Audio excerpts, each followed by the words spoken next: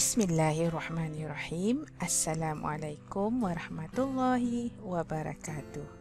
Salam sejahtera dan bersua lagi pada sesi PDPR bagi Bahasa Melayu tahun 3. Hari ini kita akan belajar unit yang ke-16 di bawah tajuk kecil Mari Kita Semula, bersiaran dari channel Cikgu Muzalfa. Jom murid-murid. Baiklah, jom kita lihat apa standard kandungan yang akan anda belajar pada hari ini. Hari ini, murid-murid akan belajar kemahiran mendengar dan bertutur.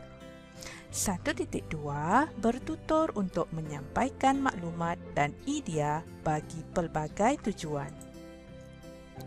Standard pembelajaran 1.2.2 menjelaskan dan membanding beza maklumat tersurat dengan menggunakan idea yang kritis dan kreatif. Baiklah murid-murid, pernah tak nampak perkataan ini? Pernah jumpa perkataan kritis? Kritis bermaksud murid-murid boleh menerima dan menolak pendapat. Itu maksudnya. Boleh menerima atau menolak sesuatu pendapat dengan menjelaskan maklumat tersurat serta membanding beza. Hari ini kita ada dua kemahiran, iaitu menjelaskan dan membanding beza menggunakan maklumat tersurat. Apa dia maklumat tersurat? Maklumat tersurat merupakan maklumat yang murid-murid nampak, iaitu yang akan kita baca sebentar lagi. Bagaimana pula dengan kreatif? Kreatif ini bermaksud murid-murid berupaya menjanakan idea yang baharu, tetapi masih berdasarkan maklumat tersurat. Jom kita lihat apa objektif pembelajaran pada hari ini. Pada akhir PDPR, murid-murid dapat menjelaskan dan membanding beza sekurang-kurangnya 2 daripada 3 maklumat tersurat secara kritis dan kreatif. Baiklah murid-murid. Tadi cikgu sebut membanding beza. Membanding beza ini bermaksud murid-murid perlu mencari persamaan dan perbezaan. Bukan cari beza sahaja, kena cari persamaan dan perbezaan. Dan sekurang-kurangnya menggunakan 2 daripada 3 maklumat tersurat. Jom kita lihat apa yang akan kita belajar pada hari ini. Murid-murid semua dah bersedia? Sebelum memulakan sesi PDPR pada hari ini, murid-murid dah sarapan belum? Bagaimana dengan sarapan pagi tadi? Semua habis dimakan ke? Kalau habis, bagus. Tapi bagaimana dengan sarapan yang tidak habis? Apa yang murid-murid perlu buat dengan makanan yang tidak habis tersebut?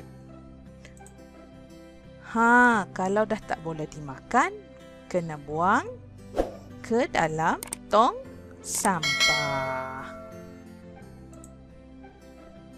Apa pula simbol ini? Pernah nampak? Ini merupakan simbol kitar semula.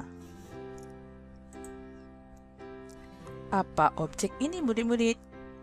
Ini merupakan botol plastik, botol minuman plastik. Selepas minum, apa yang murid-murid perlu buat? Kena buang atau boleh guna semula? Boleh buang atau kitar semula. Bermaksud ada 2 cara. Boleh buang atau kitar semula. Buang tu pun kena kitar semula. Bukan terus buang ke dalam tong sampah. Kerana botol plastik boleh dikitar semula. Mari kita baca bersama-sama. Nabila ingin membantu ibunya membuang sampah tumpuannya pada cara yang paling sesuai untuk mengitar semula. Nabila ni bantu ibunya buang sampah, tapi Nabila berfikir untuk membuang sampah ini dengan mengitar semula. Mari kita baca dua cara Nabila fikir bagaimana hendak membuang sampah. Yang pertama, pengasingan sisa pepejal di punca. Apa dia? Caranya kena asingkan sisa terlebih dahulu. Kemudian, sisa yang boleh dikitar semula dikumpulkan, dimasukkan ke dalam plastik dan diletakkan di tepi tong sampah pada hari kutipan. Punca ni bermaksud di kediaman masing-masing. Di tepi tong sampah ni bermaksud nanti majlis perbandaran sesuatu tempat akan faham kenapa kalau letak tepi tong sampah tu bermaksud sampah tersebut untuk dikitar semula. Baik, cara yang kedua ialah pengasingan sisa pepejal di tong kitar semula. Caranya masih sama, kena asingkan sisa. Namun, sisa yang boleh dikitar semula dikumpulkan. Masih sama juga dikumpulkan, dimasukkan ke dalam plastik dan dihantar ke lokasi yang terdapat tong kitar semula.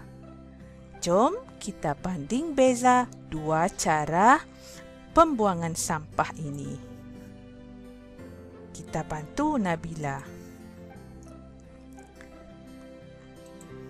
Baik, gambar yang pertama ialah pengasingan sisa pepejal di punca. Gambar yang kedua ini pula pengasingan sisa pepejal di tong kitar semula. Apa yang sama? Kedua-dua caranya, kedua-dua cara ini perlu mengasingkan sisa. Dan kedua-duanya kedua-dua cara ini juga perlu dikumpulkan. Sisa yang boleh dikitar semula ini perlu dikumpulkan. Yang tengah-tengah ini menunjukkan persamaan bagi kedua-dua cara ini. Sebelum itu, peta apa ni murid-murid? Ini merupakan peta buih berganda. Fungsinya untuk kita membanding beza, iaitu mencari persamaan dan perbezaan. Baiklah murid-murid. Sekejap ya.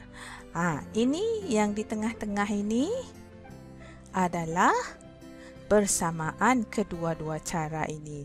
Yang pertama, perlu mengasingkan sisa. Yang kedua, yang sama, sisa yang boleh dikitar semula tetap perlu dikumpulkan. Jom kita lihat perbezaan yang seterusnya. Dimasukkan ke dalam plastik dan diletakkan di tepi tong sampah pada hari kutipan. Ini untuk sisa pepejal, pengasingan sisa pepejal di punca tadi.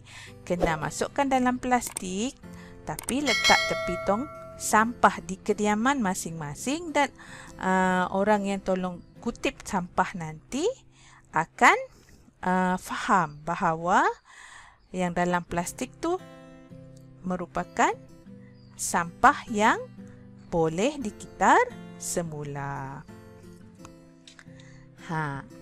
untuk pengasingan sisa pepejal di tong gitar semula, sama juga dimasukkan ke dalam plastik. Namun, kena hantar ke lokasi atau tempat yang terdapat tong gitar semula. Bermaksud kita sendiri yang kena hantar pergi ke tong gitar semula. Baiklah, rasa-rasa Nabila pilih yang mana satu? Agak-agak. Jom kita lihat. Perbualan antara Nabila dan ibunya.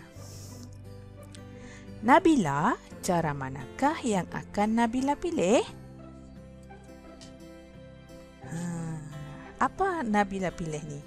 Saya memilih cara pengasingan sisa pepejal di tong gitar semula kerana saya hanya perlu mengasingkan sisa. Kemudian, sisa yang boleh digitar semula dikumpulkan, dimasukkan ke dalam plastik dan akan dihantar ke lokasi yang terdapat tong gitar semula. Bermaksud Nabila ni seorang kanak-kanak yang menjaga alam sekitar. Bagaimana dengan murid-murid? Sayang tak alam sekitar? Kena sayang alam sekitar supaya sampah diurus dengan sistematik dan baik.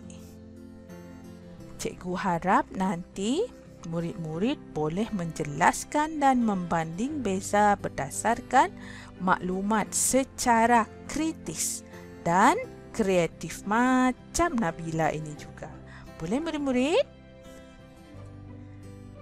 Jom tiba waktu anda membuat latihan. Sila rujuk buku aktiviti jilid 2 pada halaman yang ke-23. Video panduan menjawab disertakan dalam ruangan deskripsi pada video ini nanti, insya-Allah. Boleh rujuk pautan yang cikgu sertakan nanti. Baiklah murid-murid, terima kasih kerana menonton sehingga selesai. Sehingga berjumpa lagi pada sesi PDPR yang akan datang. Kalau ada soalan, boleh tulis di ruang komen ataupun murid-murid cikgu boleh berhubung secara langsung dengan cikgu. Assalamualaikum. Jumpa lagi.